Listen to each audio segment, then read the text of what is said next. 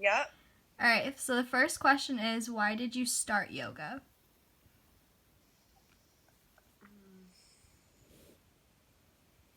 I honestly just started yoga because my sister did yoga and she said I would like it. So I just tried it. Okay, and what specific yoga do you teach and why?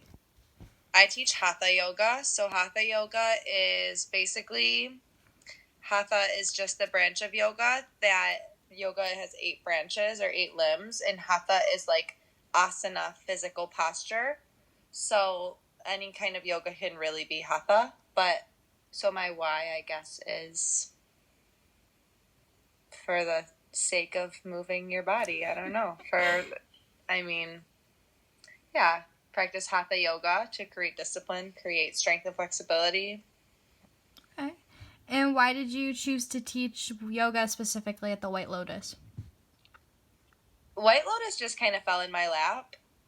And yeah, I just met the owner, taught a class for her, and yeah, it just kind of happened.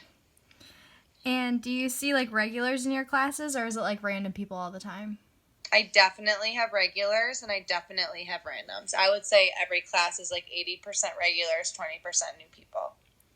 And do you have any like pre-class rituals that you do?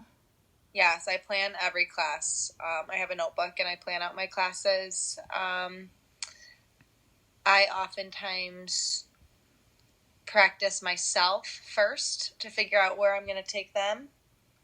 And then I reference tons of different books during my planning. And how do you choose the flow for each class?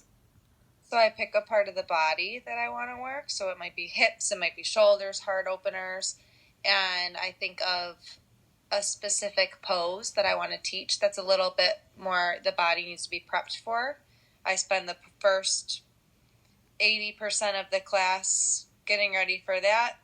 I'd say 5% of the class is actually that, and then the rest of the class is closing whatever we opened to get to that pose. Okay. And do you flow with the class or do you just observe? I do not flow with the class. I do adjustments. I adjust like the music, the lighting, that like elements around the class, the environment.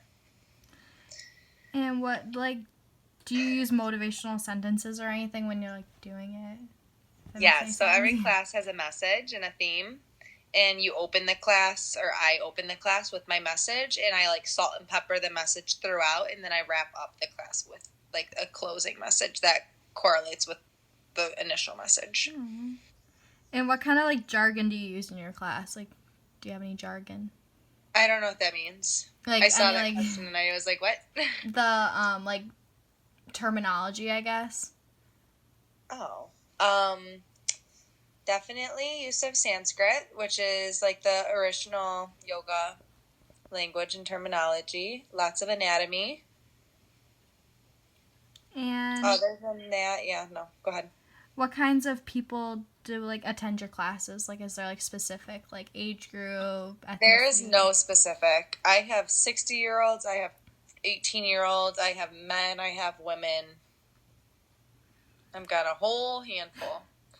Do you incorporate any spirituality in your class? Yes. So I will oftentimes reference chakras, teach different breathing techniques, tell stories of like the ancient scripts of yoga. I like to incorporate things like that to keep it more than just a workout. And how do you think yoga impacts you like physically? Physically, I would say yoga, it creates space physically. It gives you flexibility, but not just flexibility. Like it opens your body and creates health. And do you think yoga has impacted your personal growth? Absolutely, yeah. And how do you like to end your classes? You kind of already Like told I was me. saying before, I kind of close out whatever I opened. So we always end like seated or on our backs, and we end with a shavasana, which is resting pose for about 10 minutes, and then closing message, namaste. And then last question, what does yoga mean to you? Um, To me, I think yoga means like exploration. Like you learn about yourself, you learn about other people, you learn about your world, and you explore different parts of your physical body, mental body, subtle body that otherwise you would never tap into. Okay. Thank you for